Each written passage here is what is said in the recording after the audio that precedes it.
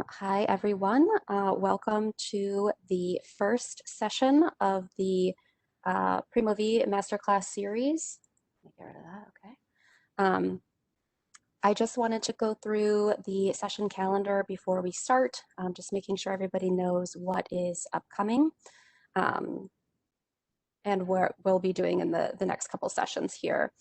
So just to reiterate, everybody should be muted on entry. And if you have any questions, please enter them in the chat. And we have Milan here from Tier 2 Primo Support, and he's going to help me answer questions or interrupt me if it's better to demo throughout the session. So please enter your questions there. And I anticipate having about 50 minutes of content, 50, 55, maybe a little bit less for some of these sessions for each class. So hopefully we'll have a few minutes to answer questions at the end also. So today is the first in 12 sessions, the introduction to Primo, and this is Primo V. So maybe I should have made that slightly more clear, but this is for Primo V. In the first two sessions, this one today, the introduction to Primo, and next week, how Primo works, are meant to be foundational. So these are meant to be more introductory courses, and they're focusing mostly on the UI and how the user searches and uses the interface. And we will take a in-depth look at searching, how we search, how we can affect ranking, and other components of the UI. In 3 weeks, starting with the search configuration and search interfaces, we'll start talking about configuring search and configuring the views. And a lot of the things that we will have looked at from the UI perspective, like configuring collection discovery and journals by category and newspaper search and things like that, will look more in depth as to how we can configure them. After that, we'll go into branding, display configuration, and delivery configuration, and we'll focus on how Primo presents to our users. So we'll look at Primo Studio, managing packages, briefly looking at the Primo Dev Explore environment, and taking a look at how we can configure how options are displayed, configuring the way your users access physical and electronic items, and that kind of thing. Local data is really about the publishing process from Alma to Primo V, how the data is normalized. We'll be looking at, creating custom normalization rules, editing existing display fields, creating local fields, and how we can create local resource types. Central Discovery Index is obviously about CDI. It's not coming until the end of March, and I just wanted to point out that Donna Moskovitz, one of the product managers, has recently done some sessions, and I see that someone might be having trouble with audio. Hopefully others are able to hear. But she's done some recent sessions with looking at the CDI options, both from a network zone perspective and also for single institutions. So I would suggest checking those out since we're not touching on that for a few months really. So those are good sessions, but we'll talk about CDI. We'll look at external resources, focusing on how to load data from external sources like libguides and other external repositories, and normalizing that data, bringing it into Primo V. Dedupe and Ferber will go deeper into how those things work and how we can configure them. And then we have a sort of introductory session to Primo Analytics at the very end, which is hard to believe it's all the way in April at this point. But this is the introduction to Discovery in Primo V. And this session focuses on how users can conduct effective searches, how they can refine the results, and how they can evaluate and access the resources in the results. We're also going to take a look at how, from the user perspective, there are other ways to search, like newspaper search, collection discovery, browsing journals by category, and a few others. We'll also see how to manage our favorites and our account and our saved searches, and some things that might be useful in terms of organizing the materials that we might have searched for.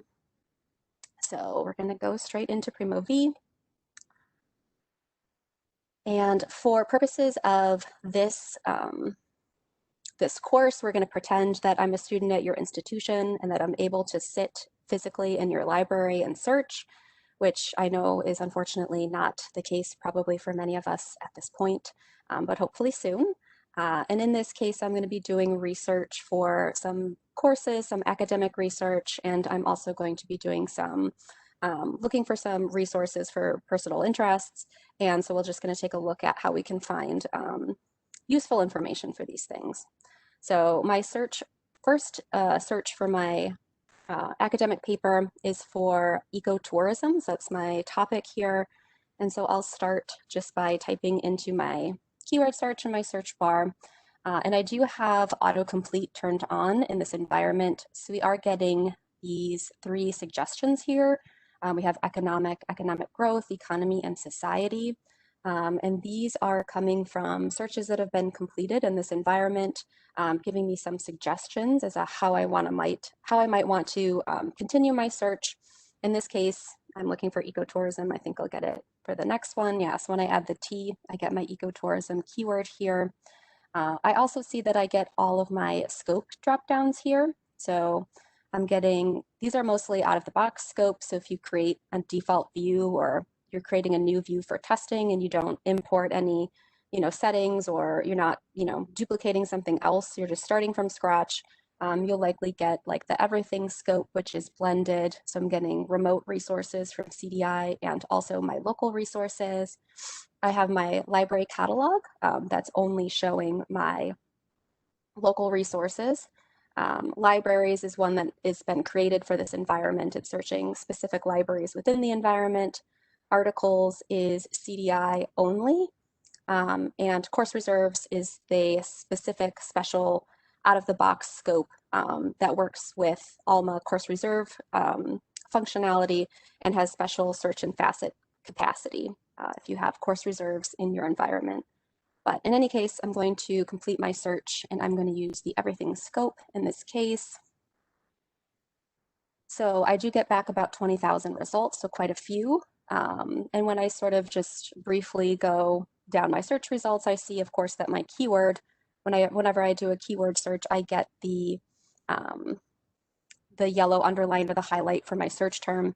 And we see that the ecotourism keyword is prominently displayed in the title for most of these, and it's likely probably in the subject field also. And we'll talk about how we rank these searches, especially when we're getting 20,000 results, like why is this one first, especially as we go through the next session. But I also have this big bar up here asking me to sign in, and of course I will. And you can also dismiss that bar if you are a guest user. You can go through your session without ever getting that bar reappearing. It might be the case, depending on what kind of resources you have in your environment, that your result count gets higher once you sign in. If you had anything that was activated in your Alma environment that was restricted for search, so only available for authenticated users, and this would also depend on if you are sitting physically in the library and on an IP that Alma recognizes as being on campus. That also might change your result set if you weren't authenticated, if you were a guest user. In this case, it doesn't matter. We must not have anything that is restricted for search for this particular keyword here, but it's possible that your result set might get higher as you do that. This is a pretty basic search, obviously.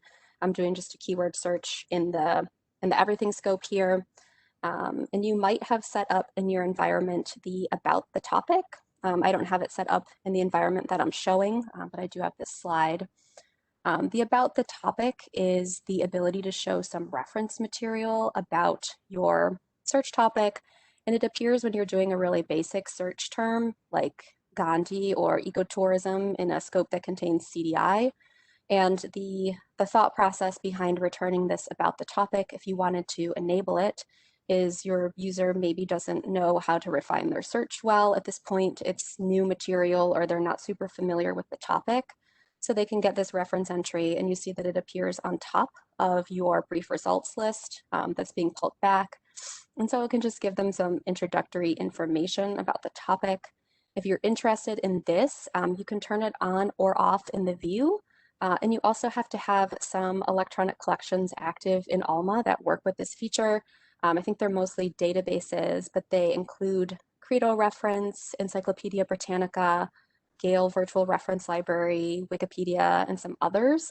And I'm sure the list is in the Knowledge Center also. But that's how you would configure that if you were interested in it. So it's possible that I might have gotten something like that if I had that configured in this environment. But in this case, I see that on my faceting over here, which I have on the left side, I have my availability facet open by default, and we'll take a look at how we can do that also. So if it was closed, it would look like that when I did my search. But I have it open, and so I can see that I have online availability coming in my results, which makes sense because CDI is included in this search.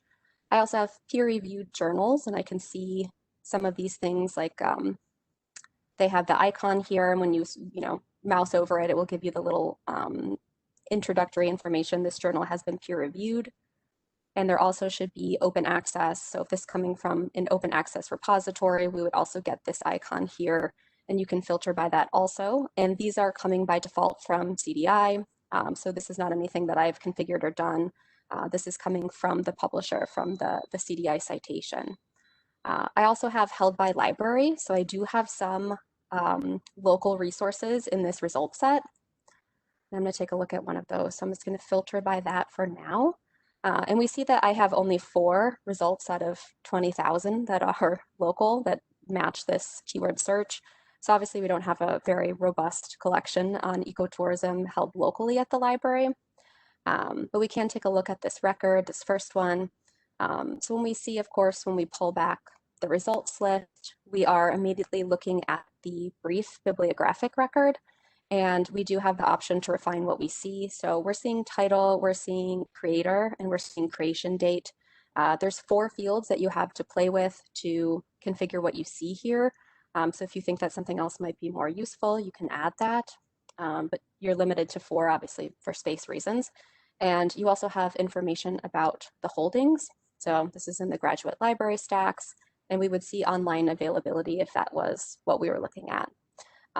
Also over here, we have what we call the upfront record actions, and you can also configure these. As we'll see, you can also configure the icons if you don't like the icons that you see. But we have here permalink and email and this item. And I think add this item you might have to have. I don't know, one of them you're not able to configure, but I'm not sure which one. You can also expand your upfront, well, these aren't the upfront record actions, that's only these 3, but these are your send to options, and you can configure what you have here. If you have, an external manager, you can configure that within Alma, and you might want to obviously disable the things that aren't useful to you. You could have a print option here. You can have the citation, which is really useful, and you can configure what citation managers you are interested in using in Alma, and then you can change the way the citation appears and copy it as you're building your bibliography. QR is relatively new. If you're using that, you can enable that.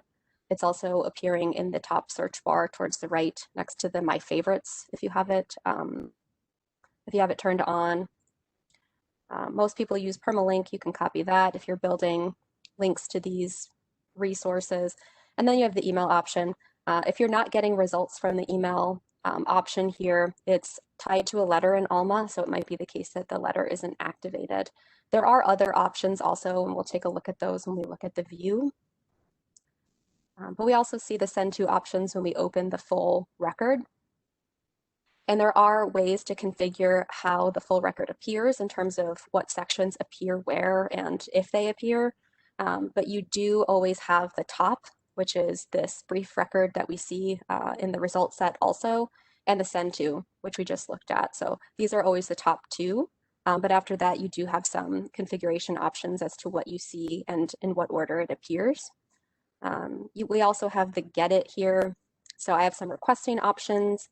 Because this is a physical material, I can request a hold on it. I can request digitization in this environment. So these are obviously coming from my terms of use as to whether or not, my authenticated user in my user group is able to place a hold item or place a digitization request. I also have an interlibrary loan link here showing in the get it, and that's coming from a general electronic service, and it may or may not appear depending on factors that you decide, like the availability of an item, something like that. So it is appearing here. And of course, you can have any other number of requesting options at your environment, or less than this, or whatever it may be. And then we have my holdings information, and you do have control over some of the fields that display here. Same thing with your item display. So some of the fields from the item record are displaying here. Underneath that, we have the details, and this is coming from the bib record itself. So we have our title, creator, etc. We can also see that this is local because we have the source field and it says library catalog. So that's an easy way to see if this is a local record or not, which is useful, especially in a blended scope. We can also always look at the URL. The doc ID will show you if this is local or not. ID in this case is Alma with the MMS ID. If this was a remote resource coming from CDI, the doc ID would be CDI underscore, and then it would show some information on the CDI collection. So sometimes when you're not sure what you're looking at, that can be really useful. And also having the MMS ID, of course, is useful for looking up the item in Alma if you want to take a look at it. We also have some hyperlinks here. So let me just click on this one in a new tab. And we see that it will bring us to an advanced search. And so it should pull in the subject index, and then we have is exact as our refinement here, and then it pulls in the subject, and then we get, Primo has created a new search for this. And you do have also options to choose what index you're searching and what refinement you have for your search term for these various hyperlinks here. So you do have some control over how they open. So obviously that can be useful in terms of finding, additional related material from this record. I do have tags turned on in this environment. I don't really have a good sense of how popular this is in the community, but if you do have tagging turned on, it's a way for your users to basically enter full text, like free text is what I mean to say, tags here, and they can tag the resource. I've created this tag here, ecotourism, so I put this on the bib, so I have the option to delete it. I would not be able to delete others' tags in Primo V, so if you had tagged ecotourism here, there's nothing I could do if I thought it was inaccurate or inappropriate, I think, which is some of the reasons why folks don't use tagging. But I can delete my own, so I could click on the X and get rid of this one. And of course, you're able to manage the tags in Alma if you have those privileges. And I do have virtual browse turned on, and if you hover over it, you'll see the call number. And you can set this up to be a true shelf browse, so it's only showing physical material, and it's showing you the call number, what it should be on the shelf next to each other. You can also configure this by subject heading, and so you can also include then your local electronic resources like ebooks. So you can choose how you want to display that if you're using virtual browse. And then the final piece I have here is the links. And some of these are coming from the bib record itself. And then I have some general electronic services that I have determined I want to display in the links area, like the Ask a Librarian link, and the search for this on Google and search for this on Amazon. I also have the display source record, which is out of the box functionality, and it just shows you the bib record, which can be really useful if you are a user that is not able to get into Alma maybe, or needs to take a look at the bib record. Also, you don't need to log into Alma to see the bib, so that can be really useful also. So that's the full record. Let me just place a request on this form. And you do have, there is refinement that you can do in terms of the fields and the options in the form. So I'm just going to choose my pickup location here, terms of use, and then I can choose a not needed after date. So that's when my paper is due, and then I can send my form, and I should be sending a hold request on that item. So I'm also going to pin it. I'm going to pin a lot of items just so that I'm able to back to them. So I just click on the pin and it will be saved to my favorites. And the favorites are sticky. So if I was a guest user, I would actually be able to save favorites also for my session. They wouldn't be there, obviously, the next time I logged in. You would need to, authenticate yourself. But if you did, of course, your favorites would still be there. So that can be really useful. And I'm getting this weird display because I've increased my screen to be a little bit bigger, so it gets a little wonky. Okay, so I'm going to let go of this filter here and get back to the big set of results that I have. And I want to do some refinement. Obviously, 20,000 results is way too many for me to make any sense of in my paper. I do know that I'm going to be focusing my paper specifically on ecotourism in Costa Rica, so I'll add that. And I should see that my result set is significantly refined. And we also see that for whatever reason, only Costa Rica is underlined here. So if you did a search and then you added additional keyword search terms, it seems to only underline what you've added. But if you started a fresh search, you should see all of your search terms underlined. But we do see that we have, of course, Costa Rica and ecotourism, and they're close together and they're often in the title. And that's to do also with the relevancy ranking structure. It's pulling back things that, is pulling back both these search terms, and also, it's looking at how many times they're repeated, a bunch of other factors in terms of how it's ranking. So that's the relevancy ranking. And I think almost everybody sorts by relevance by default. You can also, for example, sort by date newest. So I can take a look, like we have 2009 here. 2017 is a creation date. So depending on what kind of research I'm doing, this might not be quite as relevant. Something from 2009 is now kind of quite old, really. So I can sort by date newest. The caveat with sorting by date is that you do lose the relevancy structure. So this is actually quite relevant, so I'm going to pin it, but it might be the case that when you sort by date newest, you sort of lose a lot of those highlighted areas because you're not using that relevancy ranking to pull up what Primo thinks the most relevant records are. So this might not be the most useful way to sort depending on how many records you have in your initial set already.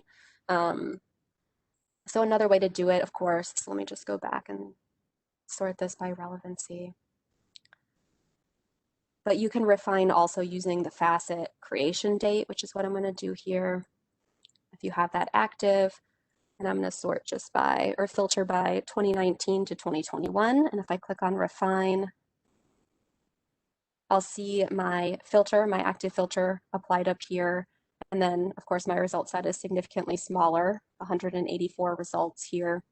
So newer records. And then maybe now it might be, if I work further by date, when I've already filtered down, that could also be useful.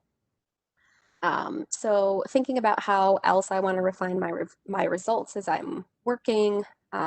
This is an academic paper, so I'm likely going to want to be using peer-reviewed journals. So I'm going to filter in to only use those. So now I have about 92 results here. And I'm also going to look at the resource type. So this is already significantly smaller than when we started because of the filters we've already placed. So we can click into articles to filter to only articles or only conference proceedings. And you see that we can also exclude certain resource types from our search. So in this case, I'm going to click on this. It's not so useful with only 2 resource types remaining, but you could exclude certain resource types from your search. So now we have a fairly relevant result set. I'm just going to pin one more here. And let's see, as I look through my result set here, I also see that some of these records have this icon, find sources cited in this, that is appearing to the left of my send to options here. So there's a few of them that have that. So if I click on this, what I'm opening is the citation path, and you can turn this on or off in your view. So we're seeing sources cited in this paper, and we do get this bar that says this is not necessarily a complete list of citations. Reasons for that is, a provider may or may not, work with us to provide citations to the Central Discovery Index. It may be a really new article and they just haven't been ingested or indexed yet. And, there could be reasons why we're not seeing some of them. So this might not be everything that is cited in this paper, but as many as can be returned are brought back here. And we'll look through this, and some of them you'll see also, there is also the find sources citing this, so you can look outward or inward for that. And if I clicked on this, I would see the citation path for sources cited in this article. And as I scroll through, I see that I do have access to some of them, but many of them I don't. And this is pretty typical unless you have a really robust collection for a certain topic. It's likely that there are journals here that you don't have in a package that you might have active in Alma. So you are going to see this no online access. We're not filtering by availability here. So when I open this, likely what we'll have done is, so we have the check for available services. We don't have full text access here. So we have configured a purchase request and also some ILL links here, so that if you do have this turned on and your user gets here and they need this citation, they can request it potentially. So that's an option. So that's citation path. And not all providers have the option for citation path. I think there's a list definitely in the Knowledge Center. I think it's a lot of science journals at this point, science providers, but I know that there's an eye to adding providers to this to be able to have more of this citation path. Okay, so I found some resources for this paper, so I'm ready to start a new search. So I have my library search bringing me back to the main search page, so I can kind of clear out of everything and start over. And for my second topic, I am going to be looking for books on mushrooming. I want physical material to bring with me on a trip. So I'm going to look only in the library catalog. I see I have 13 results, so I mean, we would have seen obviously a lot more if we were also searching in the Central Discovery Index, but I'm looking for only physical material here. And again, we see mushrooming here is coming back in my title prominently. And then by result 3, I also see I have mushroom being returned. And when you have a result set that is fairly small and you can control the number, the threshold, by default, and in this environment, it's 25. So if your result set is smaller than 25, Primo V is going to either stem or expand your search term if it can. So this one, mushrooming, Primo V understands that mushroom is the root. So it's showing us also results for mushroom here. If I had done a search for mushroom and it was under 25 results here, I would also expect to get mushrooming, mushroomed. Maybe there's others, I'm not sure, but I would expect to get those also. So let me just, this one is useful. I'm going to pin this one. Also, I'm sitting at the main library, so I'm going to also filter by library location. So I have my library filter here, so I can click on main library. I also have a location filter, but we see that we have 2 stacks. So, 2 different libraries have a location called stacks. So this is not super useful for me to use at this point. And we'll show that there's a way to append library name in front of our locations so that they're easier to use. And of course, it depends on how they're named.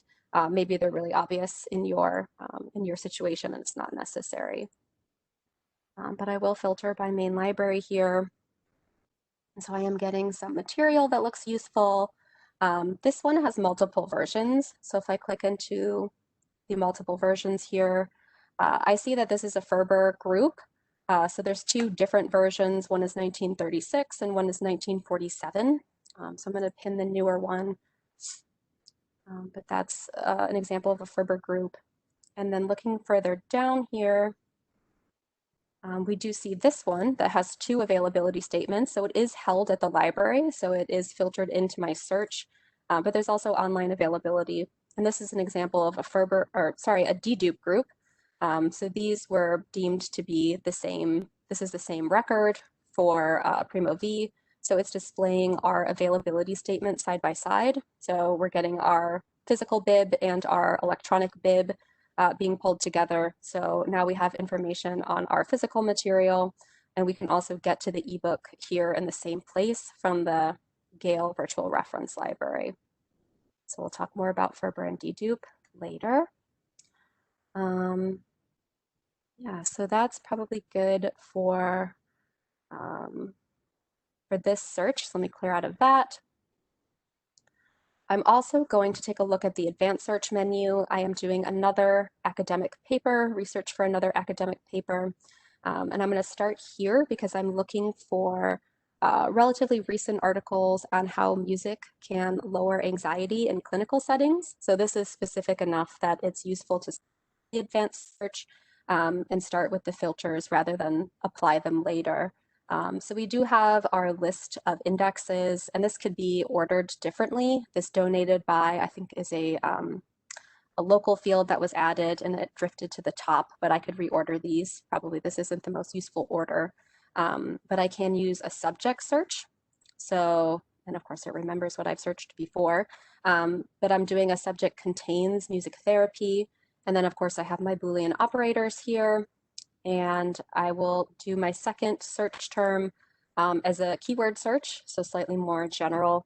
And I will use anxiety here. And I am looking for only scholarly articles in this case. Sadly, I am monolingual, so I'm going to be looking for English language. And relatively new, I'll stick with 2019, do my search. And we see that it depends an end date just to catch anything after 2019 if you don't fill it in.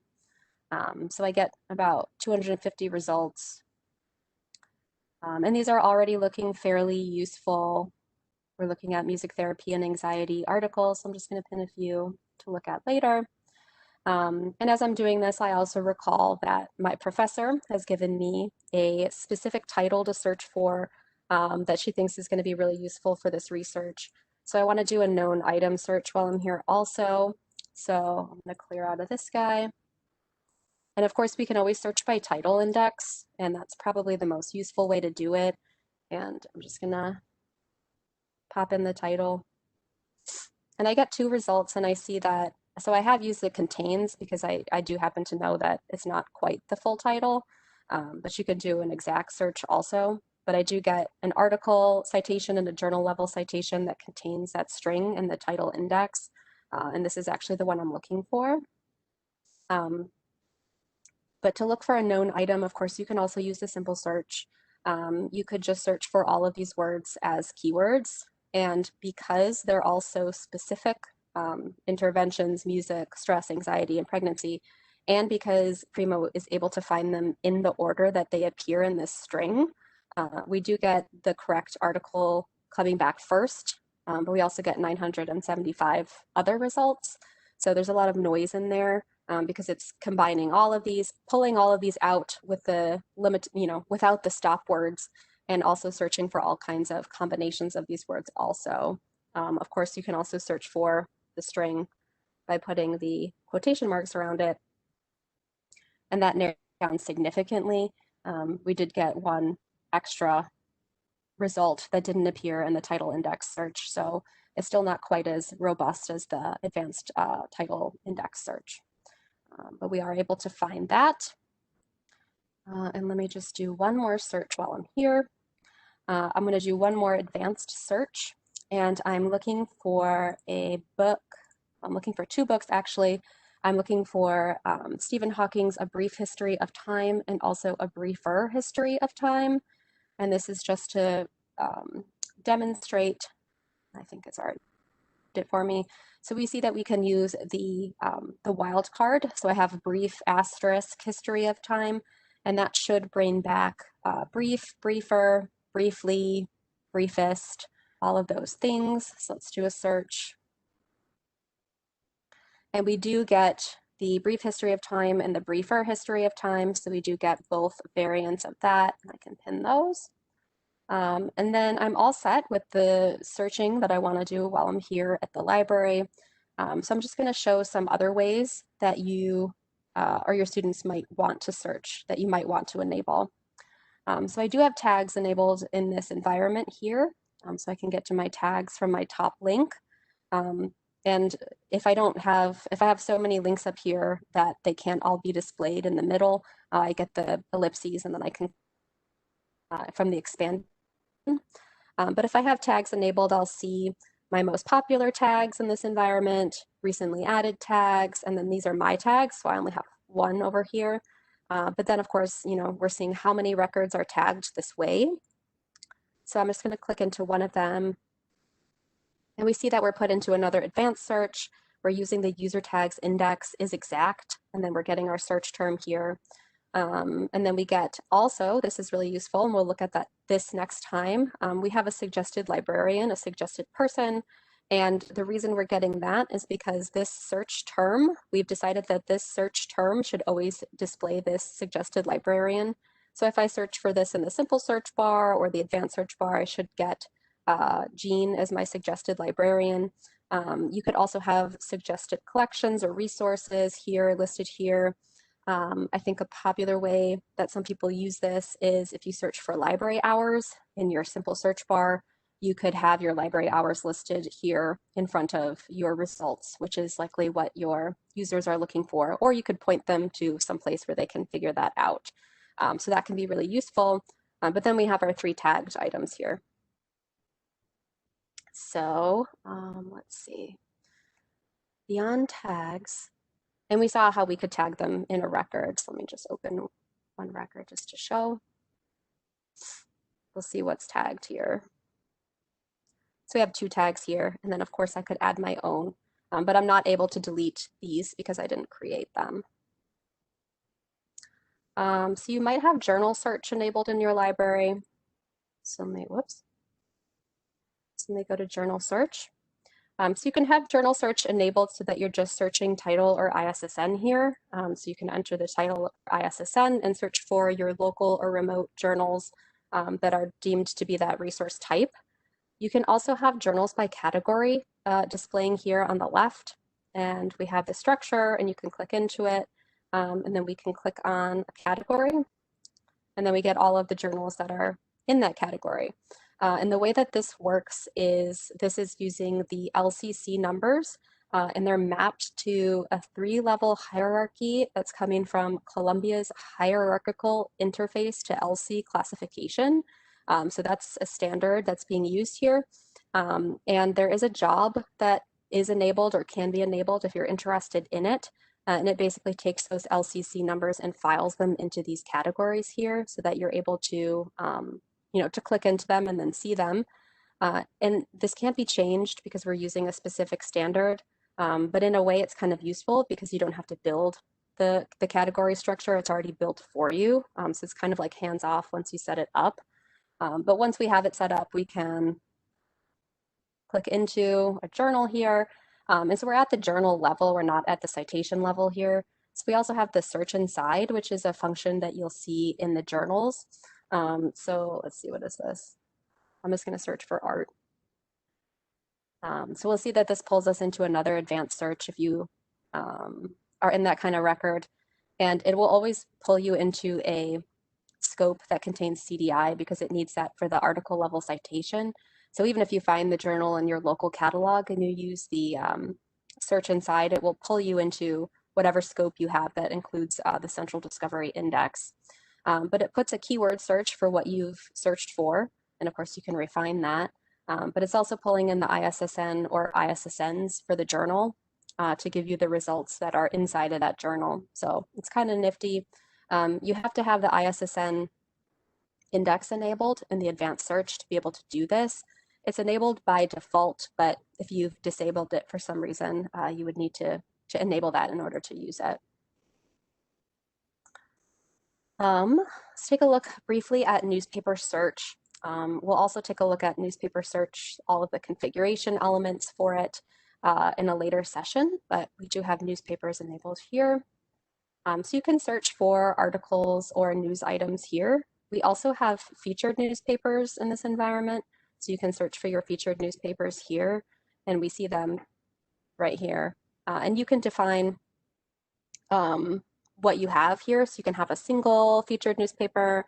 You could have a category and add multiple featured newspapers here, whatever is useful. And we'll see that configuration in the search interfaces.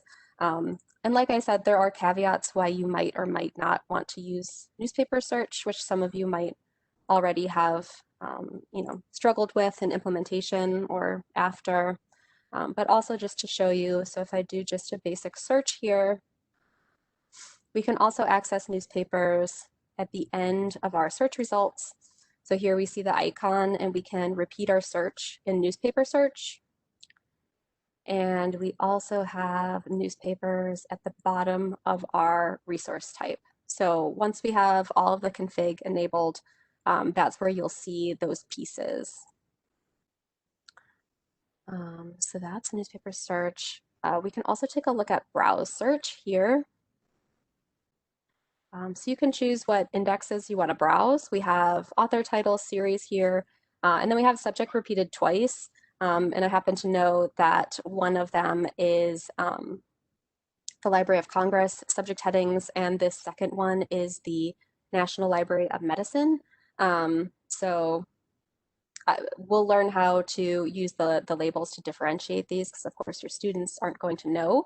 But we also have call numbers enabled here. And maybe you have multiple call numbers and it's useful to have browse by multiple, but you can decide what you want to have there and in what order. But I'll just take a look at search or the sub-browse. And so we have our list of subjects here and how many records are categorized that way. And I can click into it. And then from the subject browse list, I'll get my titles that belong to that subject heading. And then I can go back and just search that way. I'll also show the call number search just because it displays slightly differently.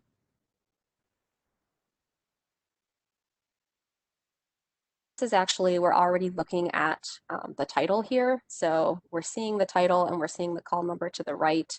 So as soon as we click into it, we're already in the full record rather than coming to a list of titles and needing to click into them. So it just displays slightly differently. The next thing that we'll look at is collection discovery. And collection discovery is relatively new, maybe in the last year, year and a half. And collection discovery allows you to visually display records that you might have, in a certain collection area. It works really well with Alma Digital if you have a subscription to it, if you're hosting digital items in Alma, or if you have Rosetta that's integrated with Alma. If you don't, you can still use collection discovery, and you can pull in images in the tiles. And as we see, so we have digital books and cells and dogs and sorts of things. And, these can be arranged in better ways. So these are just examples, and like this bird is like cut off here, but you can play around with the images to make them more attractive. And I'll show you a customer site in just one second, but you see that you can also have subcategories. So we have fiction books, and then we had digital books. And these are actually digital objects. We see, it's not like they're very small, but you can see the thumbnail of the actual object. And this can be really useful if you have illustrations or something like that. But this is an example of just a bib record. So if you wanted to create collections just with bibs that you have, or special cataloged items, you could also do that and have them displayed with the tiles, just to make it a little bit more attractive. And I will show you, let me just go back. So this is the Natural History Museum, and they have this set up. And so of course theirs looks a lot nicer than my examples. And they have, obviously they have Alma D, so they're able to host these images in Alma, but we can just see how nice it looks, that we can see these thumbnails here, and that they've collected these, this subset to be discovered in this way. So that can be really useful, and that's something that we'll take a look at in a later session. So let me just clear out of this. So I just want to take a look at our account area. So we saved a lot of records while we were going through the searching. So you can go to the favorites that you've saved by going to the pin. Here's a QR code, so you can get rid of this if you want. This is relatively new. I think it came in by default, so if you don't want that, you can turn it off. But we do have our favorites up here. We can also access our favorites by dropping down the name and then getting to the favorites area. This is also where you can get the library card information. So we'll just get into the favorites. And I should see, here are my saved records. And we'll see that we have 12 unlabeled items, and we have the option to add labels. This can be really useful, especially since we did do several different, did I spell it right? Several different searches while we were here. So we could put labels on these things. And then once you've typed it in, you can just click on it. And let's see, what's this one about? So I can add refinement to these. It's kind of like tagging, but it's only available in your My Favorites area, saved records. And then you can also do it in bulk because it's kind of cumbersome to do it. You can click a few, and then you can add labels. And then I can apply that music therapy label to the rest of those. And then I can use that to refine what I'm looking at while I'm in here in My Favorites area. And then, of course, I have my send to options and all of that. You can also do that in bulk. So I still have these ones clicked up here, 3 of them. So I can come up here and send them to EasyBib or whatever, email them to myself from here in bulk. So I also have my saved searches. Oh, I didn't save any searches. I meant to. If I had saved a search, it would be up here. And you would be able to, well, let's just do it right now. Let's do a really simple one. But in the case that you use a lot of filters in particular, so I mean, obviously you wouldn't save something like this, but if you had done a lot of refinement like we had done earlier, you might want to save it, and then it'll be saved. You can also turn on notifications here if you want to be notified when things are added, especially in a very specialized search. So let's just go back. So my search should appear here. And if I want to go back to it, I just click into it, and then I'm back where I was with all of my filters applied. And I can set an RSS feed for this search from here, or I can set the alert from here, and I can unpin it. So it'll be here until I remove it. There's also the search history. This is per session. So if there was something that you had done, like this one, and I really wanted to come back to that one, I could save it right from here, just pin it. If not, these are all going to be gone by the time I log in next time. So this is like per session, but it can be useful, to take a look at what you had done, especially if you had done a lot like we had. So let's also take a look briefly at the library card area. So this is also configurable. You're able to refine loans requests, fines and fees, blocks and messages if you don't find it useful to display all of these things to your users. But if you have them all enabled or you haven't done any refinement, you'll see all of them here in the overview. And so I see my loans and requests, etc. I do have the option to renew from here. And of course, renewals is, again, dependent on what you have in your terms of use. But then we can continue and click on each piece.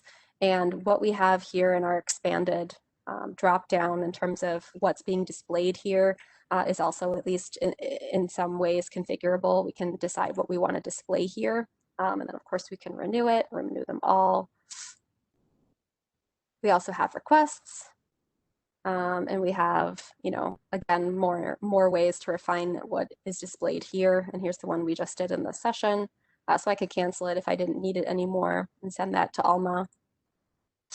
I don't have any fines and fees. I don't have any blocks and messages. And then we're able to edit our personal details. So if I click on this, I'm able to refine my address and my email and all that kind of thing. Just a caveat with this, I guess, is that likely you're using Sysload or the API, the patron API to update your patrons. So this is making a change to the patrons Alma record.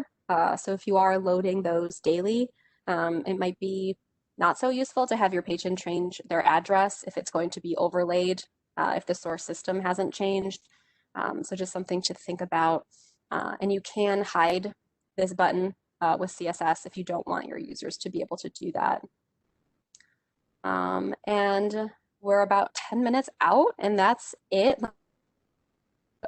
briefly go back to our PowerPoint here to sort of finish up. There are screenshots for all of the demo if you want to take a look at it.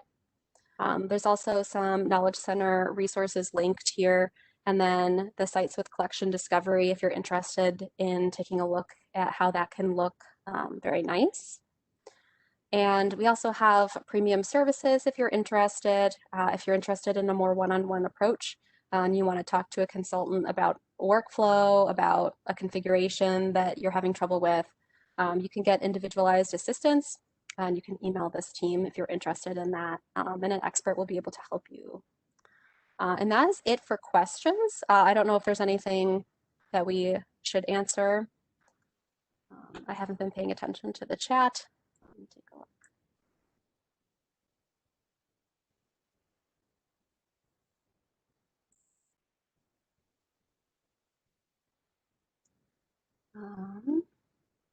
Let me stop sharing for a second.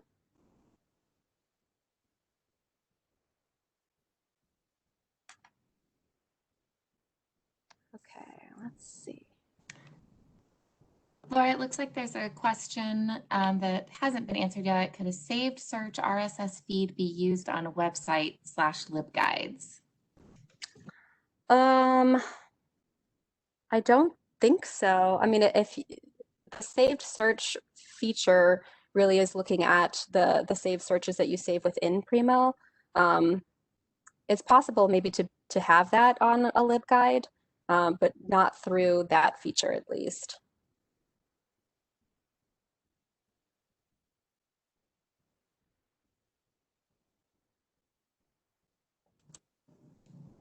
There's a question, can virtual browse be used with collections you've created in Primo V? So virtual browse will appear in the full record. So if you are using MARC records and you have virtual browse enabled, if they click on the full record, the virtual browse will appear in those records. There's another question, can you hide the expand all items feature in the full record?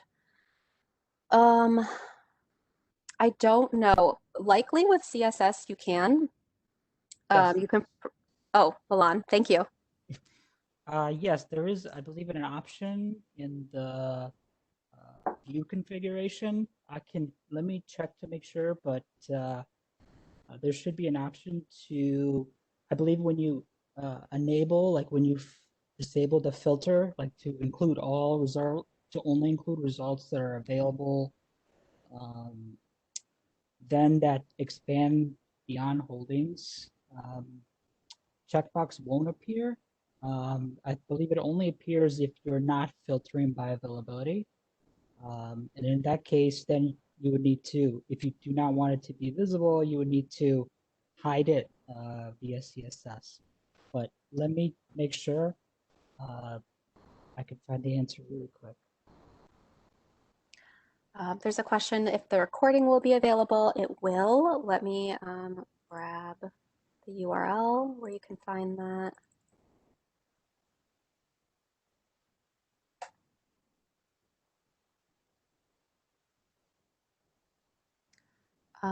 There's a question, multiple records can only be manipulated in favorites, correct?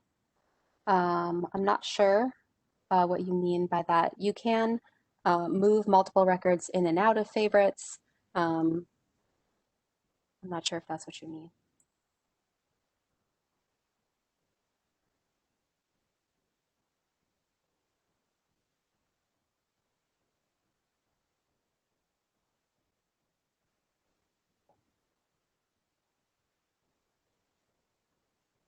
There's a question, where did you say you could hide the personal details link so that the user can't change the address? There is a knowledge article. Let me try and find it.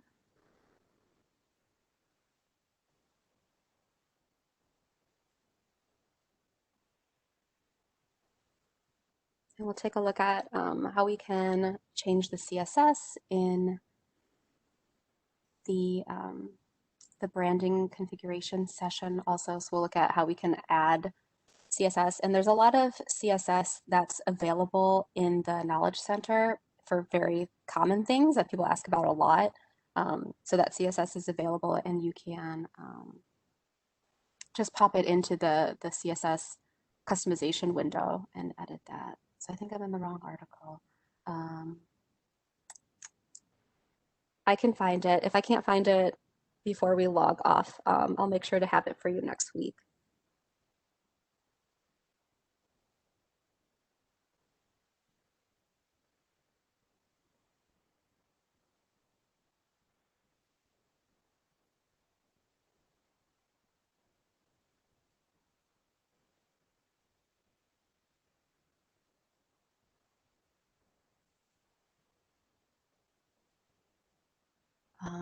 So there's a question, where would we look to link custom thumbnails or images to records so we can host those images outside of Alma?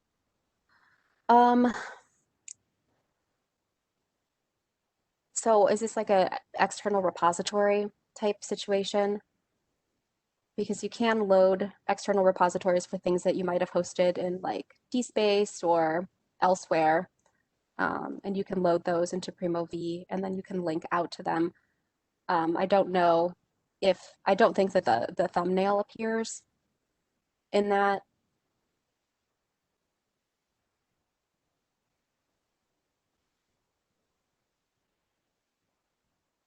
And there's a suggestion that the edit button for personal information is in the Alma config, and that might be true. You might not have to use CSS. I'll have to look at that. So the question is looking at local collections for teaching materials. We have images for those, but not sure how to get them into Alma if we can. If you're looking to host the image in Alma and use the universal viewer, that require an Alma digital subscription, I believe, to host the image. You can link out to the image, like you could put the URL can be present in the bib, or if it's a double core record, it can be in there also. But I'm not sure that it will pull the thumbnail in.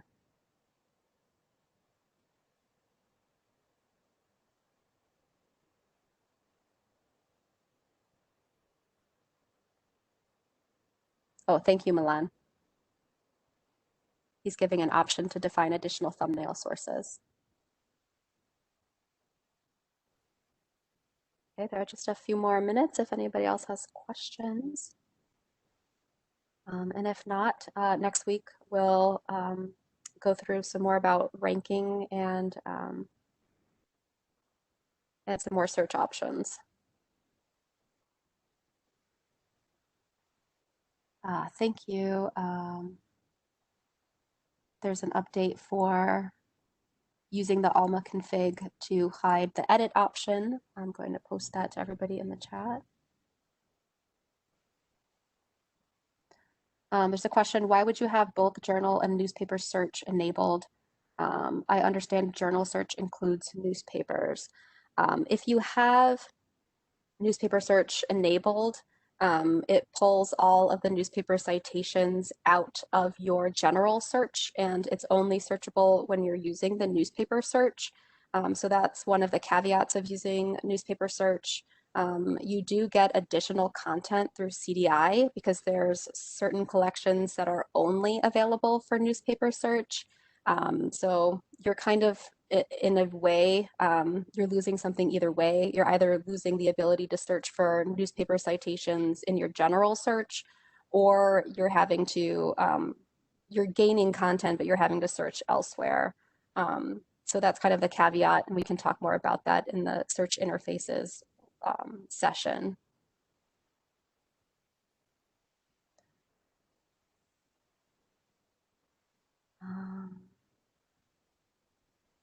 There's one more question. In the requests tab, I don't see the detailed status while the book is in transit.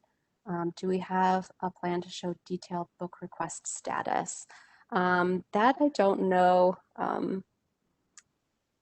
mean, it's possible also, I'm not sure if you are transiting in your situation in that request situation, but I'm not sure. That's more of an Alma question, but I'll take that down and I'll see if I can get an answer for you. There's a question, is it possible to add DOI as a separate search field in the advanced search? Um, I'm not sure what field, Milan, I'm not sure if you know. You can certainly add local fields as search indexes. I don't think GOI is anything that's configured by default, but if it's coming from a field in the mark, it's possible.